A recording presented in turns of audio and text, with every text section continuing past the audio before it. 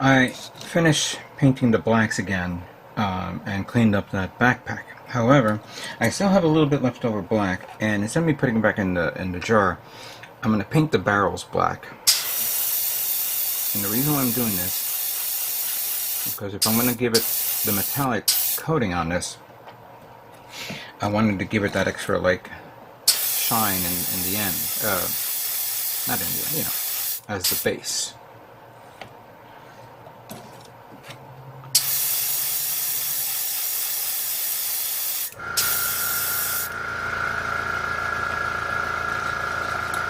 Get these out of the way, and then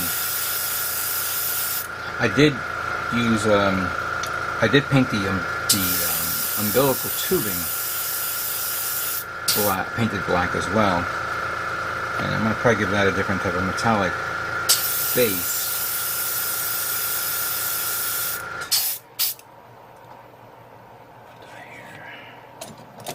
One, two, three, four, five, six.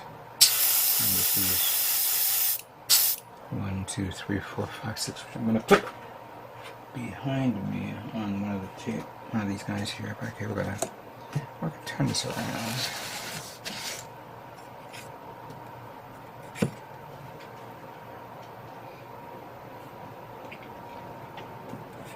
Here we go.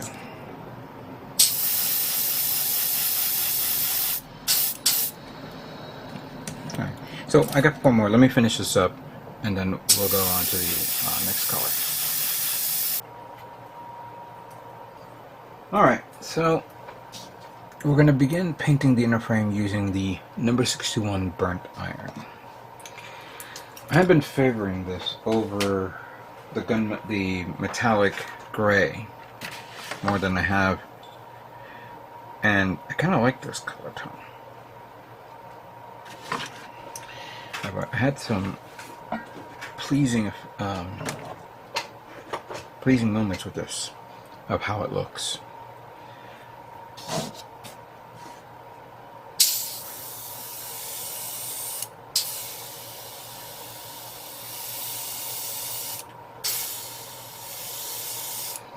You know what? That's a very, very low pressure. Let me bring it up a bit. That's much better now.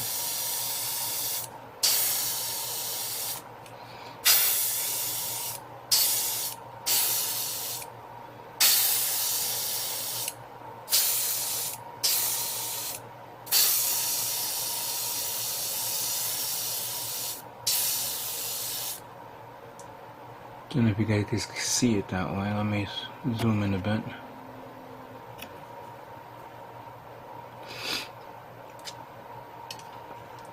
This is going to be for all the inner parts. Here's the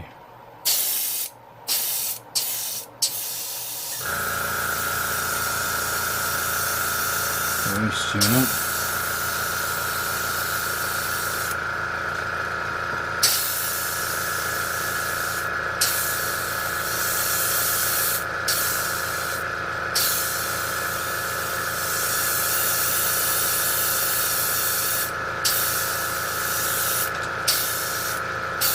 As you notice, I'm painting that ball peg, which I'm going to probably end up getting wiping it off with thinner, because I don't want it to. I don't want the part. Did it fall off? Okay. I don't want the part to actually leak out, stick to the joints, and then I'm having a hard time. You know, connecting, or it gets stuck, and then next thing you know, it's no longer working anymore.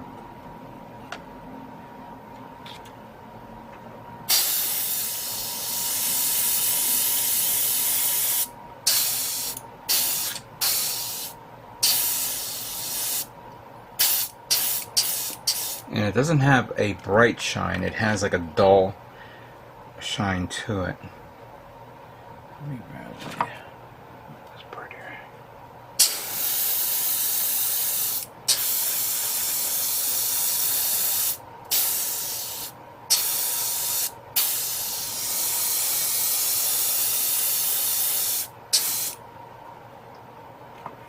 Let me mix this up a bit because I feel like I'm not mixing it. There we go.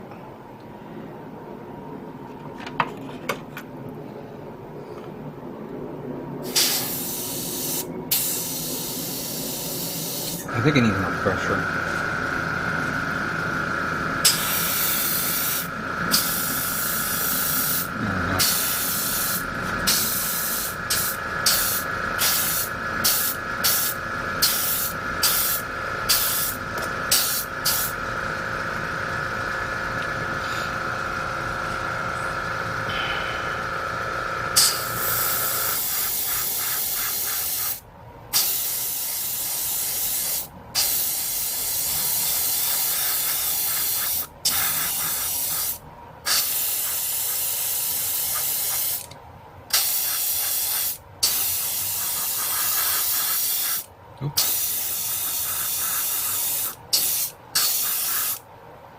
That's good.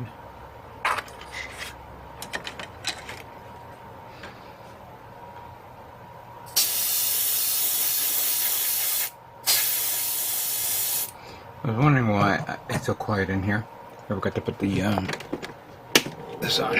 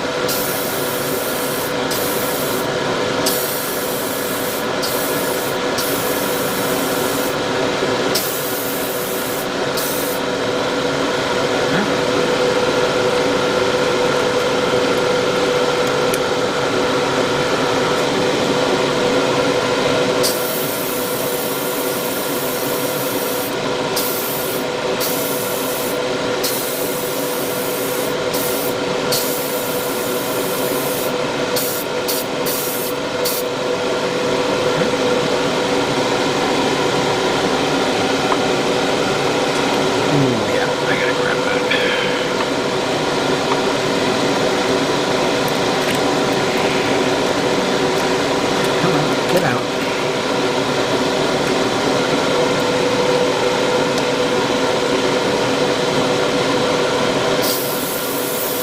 Now there are parts here that I am really considering of masking off and doing another layer of color. We will explore that later on.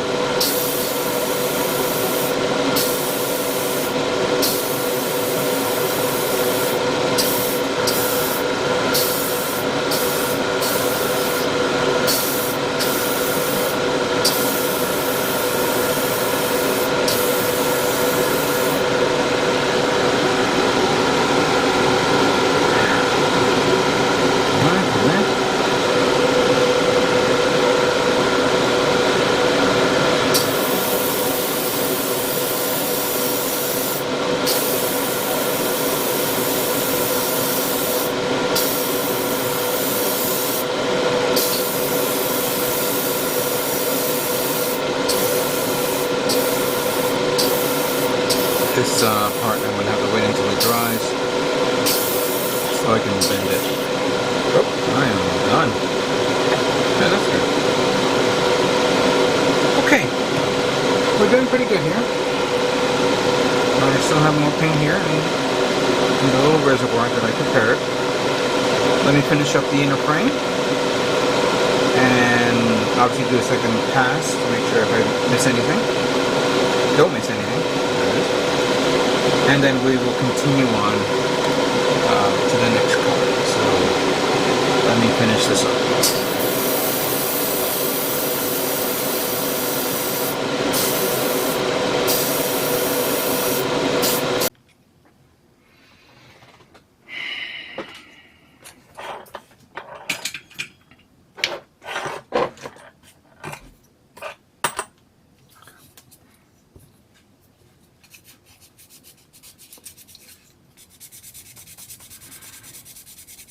Alright, so right now I am cleaning up the remaining blue parts. Well, right now this is the light blue before I move on to the darker blue.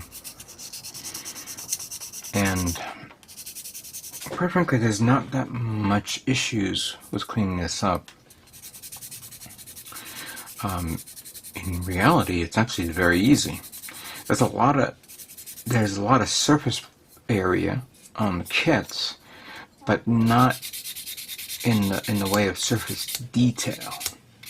The detail is actually the part separations themselves, giving you that definitive look of the kit. But when you have like added on layers of detail, like the seam lines and panel lines. Well, panel lines basically. So we know that seam lines is basically the lines that's produced by the mold of the part, which needs to be cleaned up and all that stuff. Something like this one right here, which I'm doing at this very moment. And then you have the panel line, the detail here, that makes up the detail of the part. You try not to damage that, because that is part of the detail, while this one needs to be removed and cleaned up. Same here. This is actually two parts I put together, and I did that just so I can do a cleanup right here. Slow. Not using the nippers. Just a little bit here, just to remove a tad. Even if it's a little bit there, that's fine. Yeah, that one's good as well. Now, using more coarse, using 400 grit sanding stick. It's gonna go like that. Smooth it out.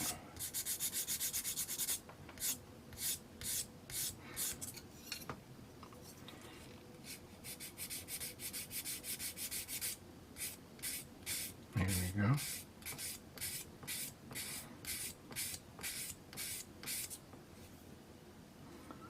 And then, okay.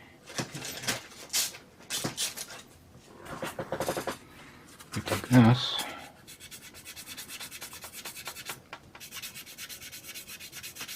You get the contour of the kit.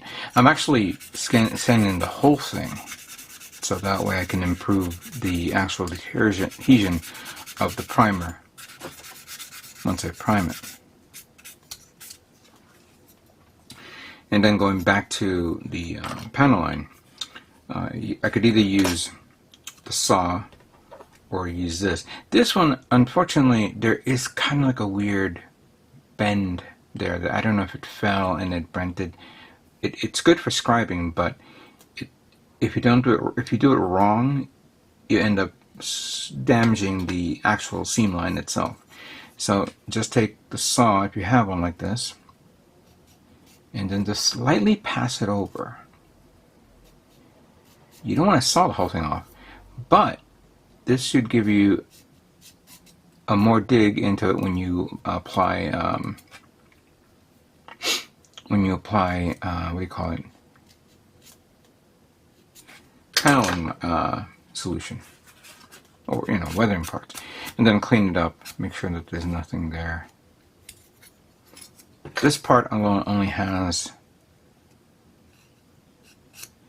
this. There's no other part around this that haven't. Here we go. And okay, that looks good. I'm done with this. Didn't do this one yet. I'll get to it in a minute. Some of them I've already done a lot. This one I kind of dug in there around the edges here and here, and then here. I was gonna cut in there, but it's so small that I may do more damage. I did one in one part and then the other in the other, but they're both okay. And shield has nothing there. There is one thing that I've noticed about the shield. You have these little holes here. This is not part of the design. This is actually part of the mold. So it's either you get a coarse sanding stick or brush, or a sponge, go in there and begin sanding it down until the point it's flattened it out, but it'll be difficult considering how it is. Or, which I'm actually thinking of doing it, taking the dissolving putty, put it in there, and then sand it off there. In the end, I don't know. I don't know if I'm going to do that. That's a lot of work right there. Clean up the forearms. Right now I just have these little guys here. Which now brings me to this. This is the part that I know I'm going to have some issues with. I have all my alligator clips, which I can use for all these. But this is the one that's going to be the more difficult one. Now, I could use this to hold up the part, kind of like what I just did with the 35mm gun. I can't use toothpicks because the toothpicks are too small. This one I can work with, but I just got to mark it off which one's which in what area. And then once I'm going to do it, I'm going to put them on, cut them off, sand it down, and then this is going to probably be the last part to do, because right now I want to clean this up and work on the blue ones first. So that's a lot of work to clean up a kit, especially with the tubing here. So let me continue on, and then I will begin priming, and then we'll get to painting afterwards.